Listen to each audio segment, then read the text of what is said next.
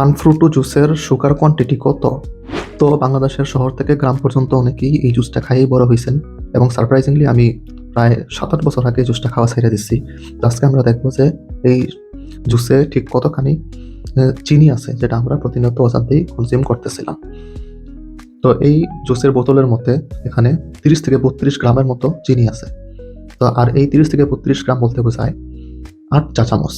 তো আমরা এখন ফিজিক্যালি দেখবো যে এখানে 8 চা চামচ বলতে ঠিক কতটুকু এই গ্লাসের মধ্যে ভরা হয় এবং কতটুকু ফিজিক্যালি দেখা যায় যে আমরা কতটুকু চিনি খেতেছি। তো লেটস গেট স্টার্টেড।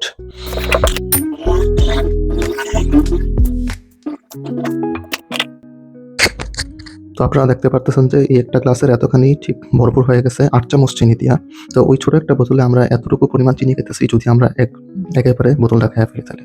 তো 250 ml এর বোতলে ঠিক এতখানি চিনি আছে এবং এই ভিডিওটা বানানোর জন্য আপনারা অ্যাওয়ার হইতে পারেন। সামনে এরকম আরো ভিডিও আসতেছে। ধন্যবাদ।